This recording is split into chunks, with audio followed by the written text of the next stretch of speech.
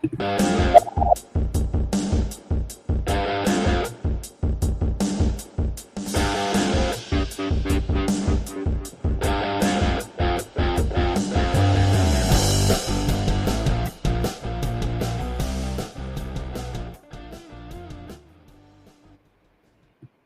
morning, hockey fans. This is Stephen Heisler with HeisHockey.com, the Victorious Hockey Company, and the Junior Hockey Discussion Group on Facebook. You are watching the Junior Hockey Morning Show. We are on the World Sports Broadcasting Network, WSBN.TV, Facebook, Twitter, YouTube. Hopefully you're enjoying your Tuesday morning wherever you are. Last Tuesday of August 29th, 2023. Getting kind of crazy down here in Florida. I have a hurricane off somewhere between Cuba and Florida this morning. It should be an interesting few days. There may not be a show tomorrow if we don't have any power, but that's a typical situation we face pretty much every August and September. Not a big deal. But this issue this morning is going to go pretty much completely off script. Usually we kind of follow along with what's going on with the HeisHockey.com article of the day, but that's not the case today.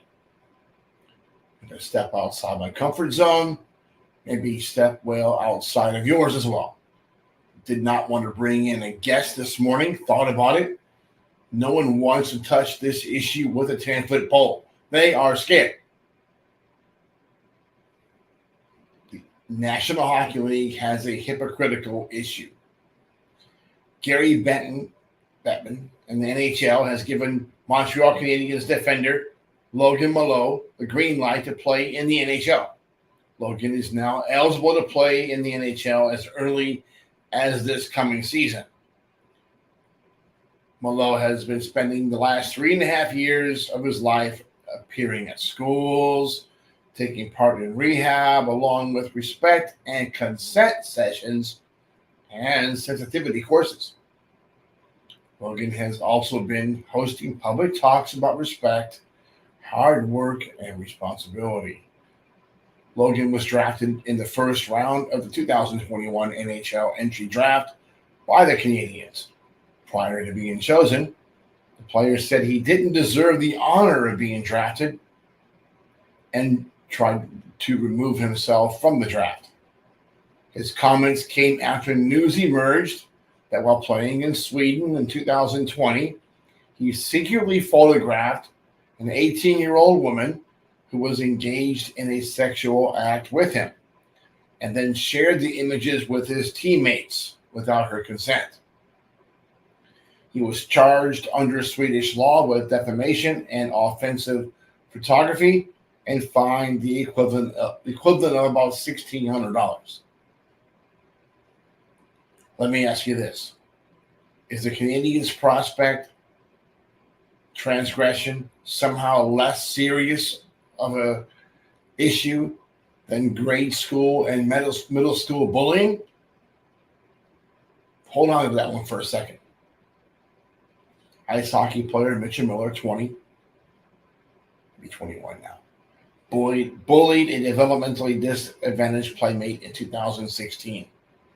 At 14, Mitchell and a friend tricked Isaiah Meyer Crothers into eating a piece of candy that the other wiped in a bathroom urinal. Pretty stupid. Miller later admitted to bullying Meyer Crothers. An Ohio juvenile court sentenced Miller to community service that year. In 2020, the Arizona Coyotes drafted Miller as the team's first pick in the draft. The Coyotes later folded under public pressure after a report in the Arizona Republic and promptly renounced Miller's draft rights. University of North Dakota renounced Miller's entry into North Dakota for going to college. And a few years later, the Boston Bruins signed Miller to a contract. Again, outraged and sued. The team then rescinded the contract. Mitchell Miller's actions at the age of 14 were horrific, stupid, reprehensible, and allegedly the conduct or the behavior started when the boys were in second grade. Bullying a disadvantaged, challenged child with racial slurs is not good. It's something we don't do.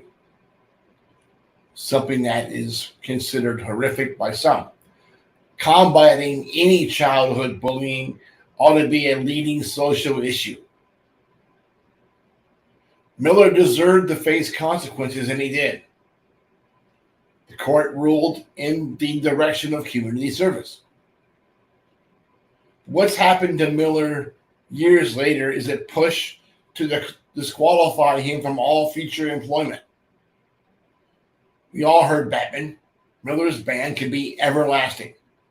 The NHL says the dumb decision as a kid, one that didn't require jail time, warrants a career-long sentence. That raises a larger question about the blacklisting of fired and canceled subjects. How long must one sit out for personal misconduct? Do these bad actors, but not criminals, get a second chance ever? Miller's ban from the NHL is excessive, but it's also inconsistent with how sports and other leagues have done business. Locker rooms in the NFL, NHL, Major League Baseball, NBA are filled with athletes with dark past, many of whom have committed violent crimes. And then there's Deshaun Watson. Nearly 30 women accused the Cleveland Browns quarterback of sexual misconduct. Watson preyed on women as an adult and returned after serving an 11-game suspension. 11 games. Watson gets to return to his $230 million contract. Miller does not. Miller does not get an opportunity to redeem himself. His behavior as a 14-year-old cost him a career as an adult. Consider the precedent that sets. Should past bullying become the next non-starter? This response would not end with Miller. Unfortunately, bullying is and was extensive through adolescent years of most athletes. It's clear to say Miller is not the only athlete or coach or even employee who previously bullied a peer or used a racial slur. 14-year-old Mitchell sounds like a punk, a bully, a juvenile delinquent, someone whose parents didn't teach him how to conduct himself. Mitchell Miller also paid his debt to society. He apologized.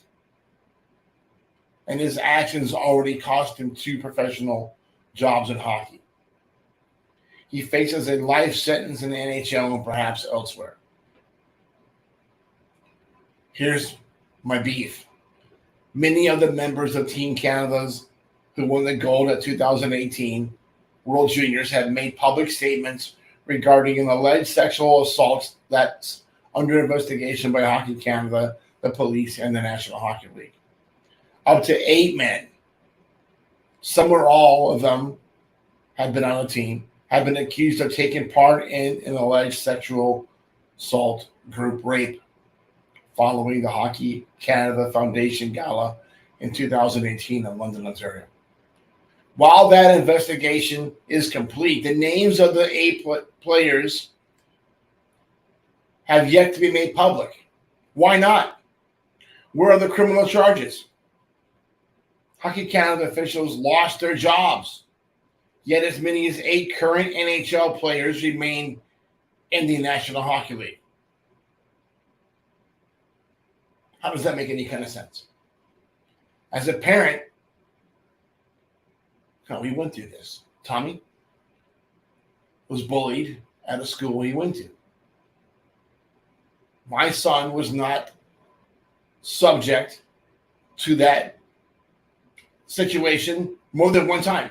We addressed it immediately. So why was not more done in Miller's case? There are clearly a lot of adults that overlooked that situation. But the big question is, where was Supermom then? Why did she not take her kid out of the school? Why did she not escort her kid through the halls of the school in first grade or on the bus? Where was she? Why was not more outrage done when the kid was in first, second, third, and fourth grade? When all this stuff allegedly started happening. Something was done in middle school. Great. Miller satisfied the requirements of the juvenile court and moved on with his life. I have personally talked to a coach that recruited Miller, spent a whole season with Miller, and tells me that young man matured. Kids do that. But clearly there are folks out there that have not. When other personalities get away with slaps on wrist, this case gets blown up only because of the race issue.